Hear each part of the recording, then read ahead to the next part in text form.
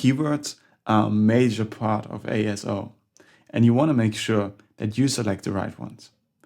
Most people think that coming up with a few keywords can be that hard, but try to come up with at least 10 good ones on the spot for any app.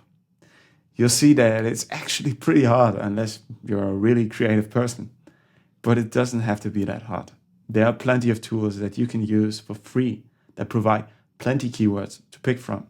And we just need to make sure to come up with the right combination of those keywords for our app. Ubersuggest.io is great because it works on multiple languages. But for us as Apple developers, Apple Search Ads recommended keywords feature is amazing, and you should really give it a try. It's also really helpful to know that most App Store algorithms also index the reviews of your app into their engine. That's why it's always a great idea to look at your competitors' reviews and see if there are any keywords that are used often and you maybe are able to maybe steal them for your own product. This could, for example, be something like a review that says, "This is the best side-scrolling game I've ever played," or something of that nature. It just basically means that you look for keywords that you wouldn't have come up with on your own. It really happens and it really helps, trust me. Okay, how many keywords should you use if you have picked the right ones? Well, I usually suggest that you shouldn't have more than 25 keywords selected. But it doesn't mean that you have to find 25. It just means that you shouldn't go over 25 keywords, in my opinion. And you really need to make sure that those are the right ones. There are other keyword research tools such as App Annie that offer a lot of great insights into your app. But most of these services require for you to sign up and aren't always free to use. So it depends on your budget, whether or not you want to use them. But I can honestly say that trying one of these tools is probably not a bad idea. And some of them even offer trial versions, so you don't necessarily have to spend a lot of money to get the data. And if you are satisfied with it, you can always upgrade to premium. Meti, for example, offers some insights for free and is, fortunately for us, working for iOS apps and not for Android. Once we have our keywords, let's say we have our 25 keywords, where should we put them? First of all, having a keyword in the title of your app will probably help you to get more downloads. But in my opinion and in my experience, it's difficult to decide if it is really worth it, branding-wise.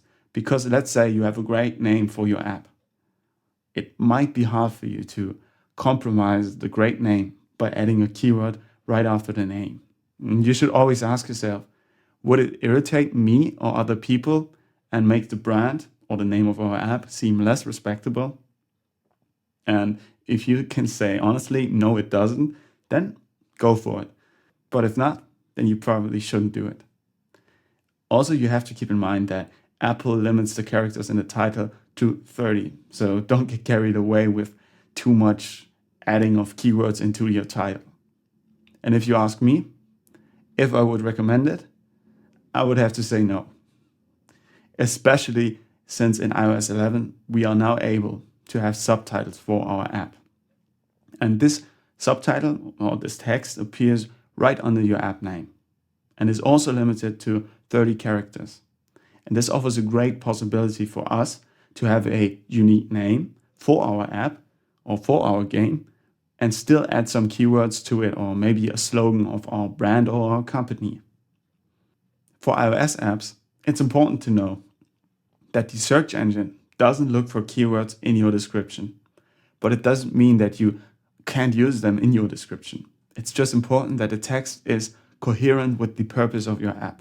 Since the potential user is able to read the first 3 lines of your description in the preview of your app in the App Store, you should always make sure that you emphasize the service of your app, or in this case, of your game, in these 3 lines. Don't use blank lines or interrupted sentences here. With iOS 11, you can also have promotional text that you can use. It's positioned at the top of your description and is limited to 170 characters. It's not indexed, But the great thing is that you can change it without having to release a new version of your app, which is really convenient if you want to tell your users something. Generally, it's important that your description in any app store is honest. Don't try to oversell your app while stressing the quality of the service it provides. You don't want lists of keywords. You don't want 20 paragraphs neither. So make sure there's a structure in your description. And you use bullet points, for example, to highlight the key features of your app or your game, because it makes it really easy to read. If your app uses in-app purchases, it's good to know that the names of those purchases are indexed in the App Store search. And in iOS 11, each in-app purchase has its own display name, promotional image, and description. In-app purchases can also appear in search results and be featured on the Today, Games, and Apps tabs. You can display a maximum of 20 in-app purchases on your product page. So to maximize your search exposure, be creative and include some App Store keywords in the names of your in-app purchases.